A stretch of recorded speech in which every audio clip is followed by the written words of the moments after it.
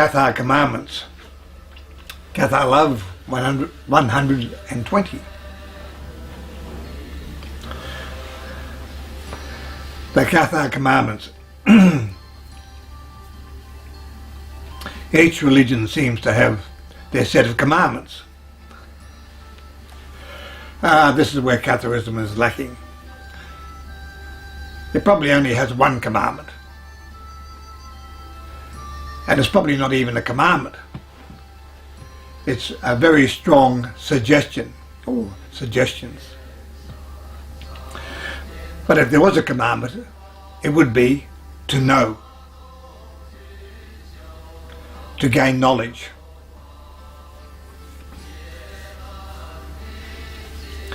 It's a process. You listen. You comprehend, you understand. Now you know. But once you know, and you need to know, it's then you can experience it, and having experienced it, you can then become a part of that experience. And this applies to other things quite apart from Gnostic Catharism. So knowledge is the key. Knowledge, gaining that essential or initial knowledge, that awareness, that's the first step. Now to do that, it might be through listening, reading, talking, maybe just the penny drops. But one way or another, awareness, and then we get to know, become aware, in this case, of what Catharism is about, and it's getting to the point that you know. But on the subject of knowledge, just on that there, and diverging slightly, the question comes up, are we a body with a soul, or a soul in charge of a body, or in a body, housed in a body?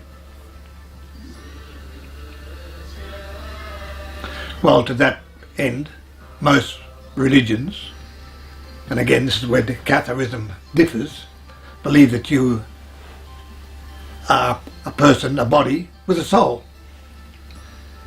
Catharism suggests that we are a spiritual being, first and foremost, a soul, divine spark, and that we are housed in this lifetime for that body.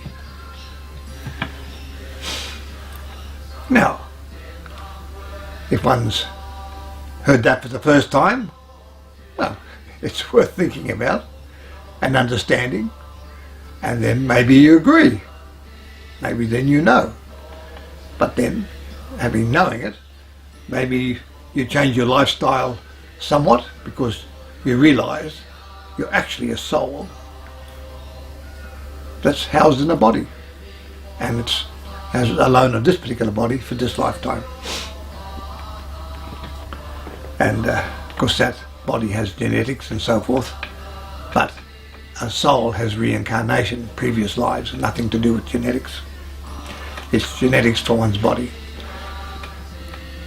But as far as knowing is concerned, it's very, very much to do with the Gnostic Catharism idea.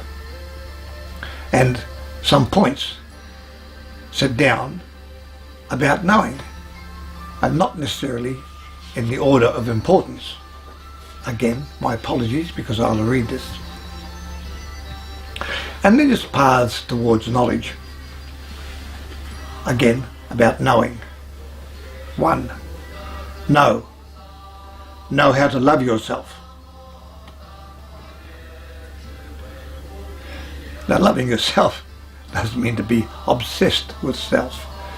Loving yourself, and in fact, if you really do love yourself, you're quite happy with who you are and what you are, and that's fine. 2. Know that ultimately there is nothing to fear. Man's greatest fear, man and women have lots of fears, but from the Cathar point of view, if you analyse it and think about it, really the worst that can happen is dying, and that's not such a bad thing. 3. Know how to love and nurture your planetary home, in our case, Earth. Well, we certainly need to do that now. 4. Know that whatever is necessary for your happiness lies within. But we're all busy chasing that which is without. 5. Know how to disarm those against you with loving thoughts and actions. 6. Know only that soul judges what is best for the advancement of that soul. And if the soul's not happy with something, and a little bit of karma or punishment, it's up to that soul to do it, nobody else. There's no one there to judge you but yourself. 7. Know you will live many lifetimes on this or some other planet. 8. Know that the best moment of any life is death. An odd one, but it's true. The plain fact is that when we die, I mean, I'm not talking about the process of dying. It might be process of dying, might be take months, it might be very painful. We're talking about the moment of death. And it's that moment when death, it's when the body, we're housed in, the soul leaves this body, but it's going home. It's going to where your friends are, your real family are, and also the family that you have on the world of spirit quite often are interconnecting and interrelating and might even be part of your lifetime here. So, but this is your family and your home, and it's a great place to be. Now, it's not saying the world of spirit is better than planet Earth. They're just both states of being, and both have their ups and downs. But it's a great place. So actual dying, whether you're young, old, or whatever, indifferent, the actual moment of dying is possible. For those who've died, and it's great. It's the best moment. 9. Know and love the holy ones given to you. Well, the holy ones are your spirit guides. You've certainly got one. You've probably got more than that. And if you become actively involved with your spirit guides, you'll find that there's more than one assisting. 10. Know the holy ones, your guides, desire to teach and guide you. 11. Know the holy ones are there for your physical as well as your spiritual well-being. And people tend to not realise this. They think, oh, spirit guides there for help my soul, help my spirituality. No, your guides want to see you live and celebrate life. Yeah, depending on your circumstances, of course. But and they're there to help you and guide you towards that end. 12. Know that all unconditional love and healing emanates from the source. Now the source, the Cathar God, Gnostic God, we don't use God. God is something personal to most people. The source is beyond our knowing. But what we do know is that all love and healing emanates from the source. Spreads like a magnetism, spreads out from the source. 13. Know that no one can sin against the source. You're a product of the source. How can you sin against the source? Even if I'm going to make a robot, and this seems to be about to happen, we're not going to make a robot that's going to do anything that's going to harm me or hurt me or sin against me. So why should the good God of the Cathars, the source, create something that could possibly hurt him or sin against? I mean, if we think we've committed sin, it is us to judge that about ourselves and deal with that situation. It's not just something that's you've harmed or not harmed or hurt or not hurt the source. I think the source is somewhat more above you and I and what we do and don't do, and as far as singing is concerned. 14. Know that only the source knows itself. The source, the good God, is beyond our human capacity to know. Finally, know to learn to love the source. Now, sounds simple enough, but it's not an easy thing when the source is unknown.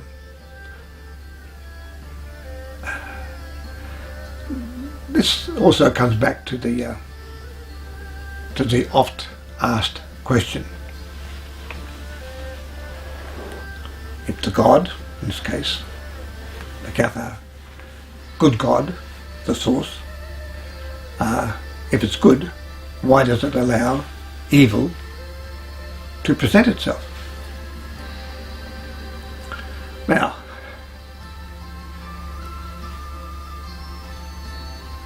the creation that we have on planet Earth,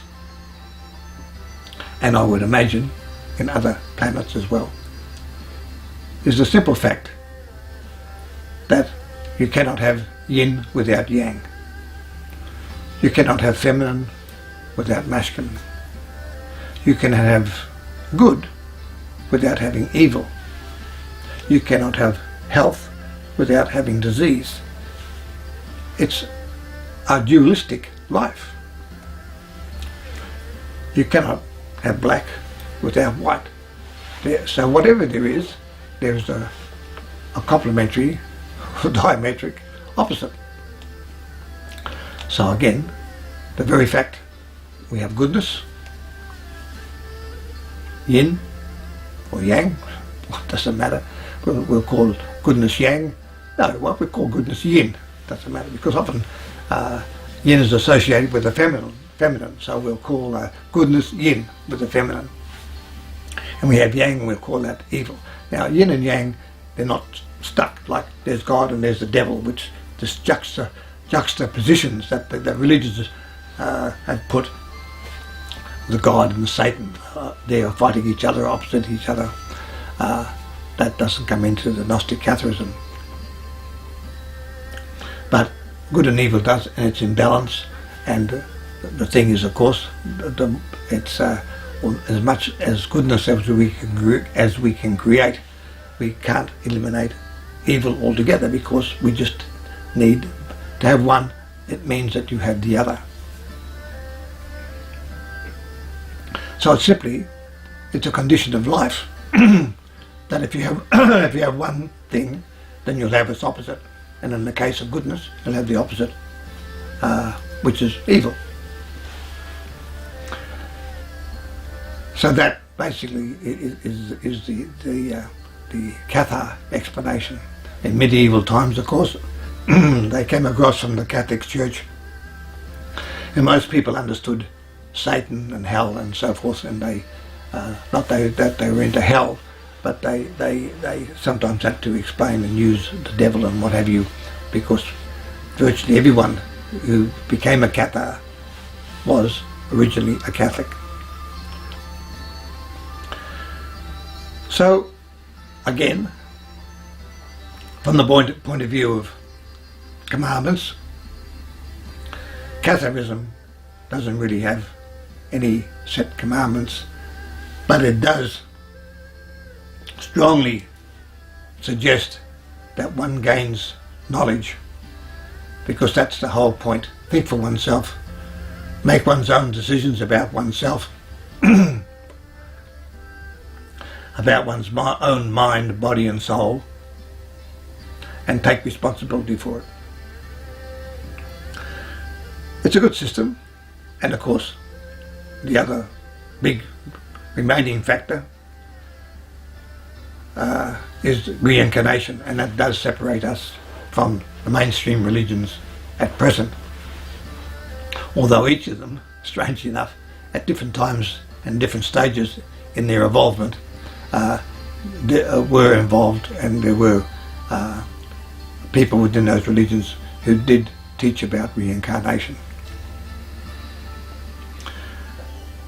So it's a good system overall, and it's a system whereby one can live a full and wholesome life. And may I digress something again?